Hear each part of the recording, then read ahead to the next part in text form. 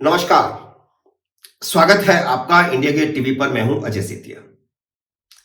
मित्रों, दिल्ली सरकार यानी केजरीवाल सरकार और उपराज्यपाल में विवाद लगातार बढ़ता जा रहा है। उपराज्यपाल वीके सक्सेना अपने खिलाफ किए जा रहे आम आदमी पार्टी के प्रदर्शनों की कोई परवाह नहीं कर रहे, न ही उन्हें दिल्ली विधानसभा में हुई उनकी आलोचना की कोई चिंता है। तो साफ समझ आता है कि उन्हें प्रधानमंत्री नरेंद्र मोदी की खुली छूट मिली हुई है, जैसे चाहो केजरीवाल से निपट लो। अपनी आलोचना की परवाह किए बिना वह हर रोज कुछ ऐसा कर देते हैं कि केजरीवाल अपना आपा खो देते हैं और फिर वही प्रदर्शन और नारेबाजी।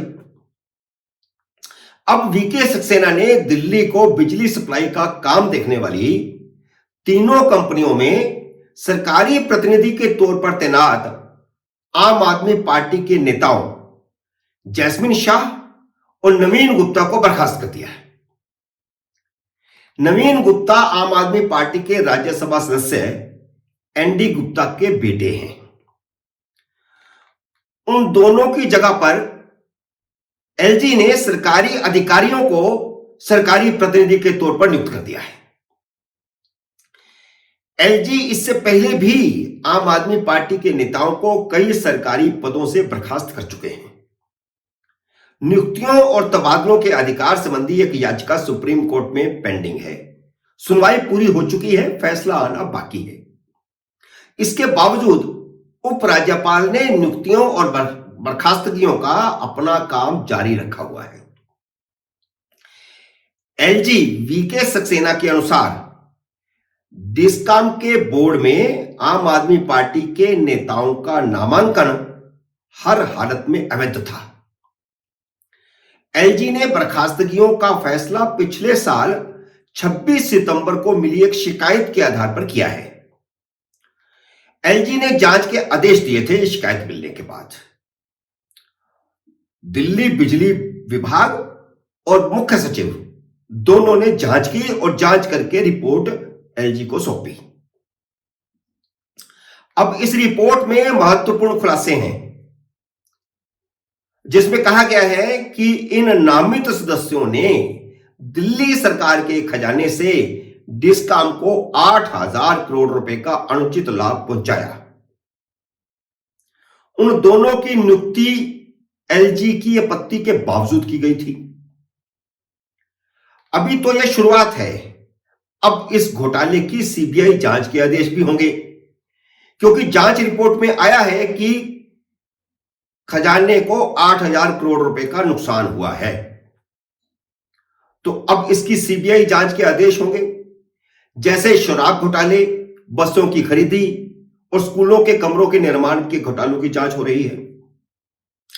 ये सभी जांच रिपोर्टें सरकार की बर्खास्तगी का कारण बनेंगी। पिछले दिनों जब उपराज्यपाल ने शिक्षकों की ट्रेनिंग के लिए फिनलैंड भेजने के केजरीवाल के प्रस्ताव को ठुकरा दिया था, तो केजरीवाल ने खुद राजभवन के बाहर प्रदर्शन का नेतृत्व किया था और एलजी के खिलाफ नारे लगाए थे। इसी को 4 साल पहले सुप्रीम कोर्ट ने अनारकी कहा था। उपराज्यपाल ने बाहर प्रदर्शन कर रहे मुख्यमंत्री, उप मुख्यमंत्री, बाकी मंत्री और विधायकों से मिलने से साफ इनकार कर दिया था। इस मुद्दों को बाद में विधानसभा में भी केजरीवाल ने उठाया और विधानसभा की बैठक बुलाई स्पेशल इस मुद्दे पर। और उसमें भाषण करते हुए केजरीवाल ने कहा था कि एलजी कौन होता है, कहां से आया है, इस तरह की भाषा का इस्तेमाल किया। उन्होंने कहा कि वह मेरा हेडमास्टर है क्या। केजरीवाल ने विधानसभा में कहा था कि वह 2018 के सुप्रीम कोर्ट के फैसले का हवाला देते हैं, तो उपराज्यपाल कहते हैं कि वह सुप्रीम कोर्ट की राय थी। अब सुप्रीम कोर्ट के उस फैसले को भी मैं थोड़ा सा बता देता हूं संक्षेप में। 4 जुलाई 2018 के फैसले में सुप्रीम कोर्ट की 5 जजों की पीठ ने कहा था कि उपराज्यपाल दिल्ली का बास नहीं है, मुख्यमंत्री दिल्ली का बास है। लेकिन साथ में यह भी कहा था कि दिल्ली राजधानी क्षेत्र है, राज्य नहीं है।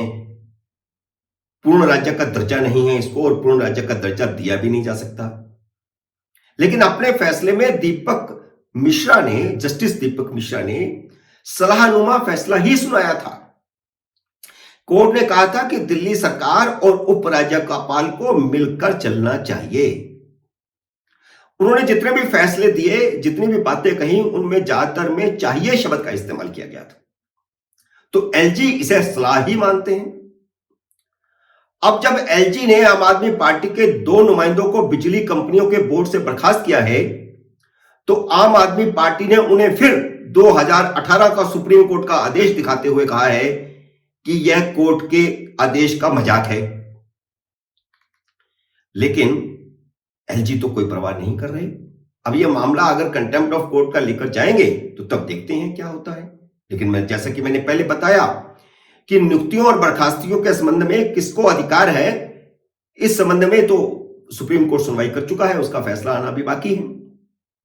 सवाल यह है कि उपराज्यपाल की राजनीतिक पृष्ठभूमि नहीं है, वह नौकरशाही से भी नहीं आए। आमतौर पर एलजी नौकरशाह भी अपॉइंट किए जाते हैं या आर्मी पृष्ठभूमि के अपॉइंट किए जाते हैं। ना तो वह राजनीति से आए हैं और ना ही नौकरशाही की पृष्ठभूमि से हैं।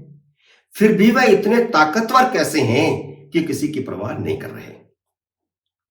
उनकी पृष्ठभूमि कारपोरेट जगत में काम करने की है, लेकिन उनके इतने ताकतवर होने का कारण यह है कि नरेंद्र मोदी से उनका सीधा और पुराना ताल्लुक है।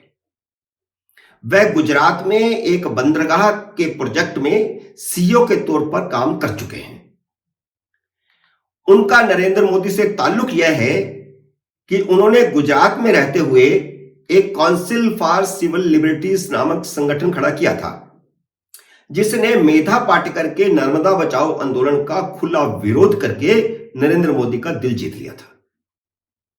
नरेंद्र मोदी ने प्रधानमंत्री बनते ही पहले उन्हें खादी बोर्ड का चेयरमैन बनाया और फिर अनेक सरकारी संस्थाओं में शामिल करने के बाद, विभिन्न जिम्मेदारियां देने के बाद दिल्ली का उपराज्यपाल बना दिया। लेकिन मुझे लगता है कि मोदी ने उन्हें खास मिशन पर भेजा है। मोदी सरकार एलजी के माध्यम से धीरे धीरे विधानसभा भंग करने की तरफ आगे बढ़ रही है। मित्रों, उम्मीद है मेरा यह विश्लेषण आपको पसंद आया होगा।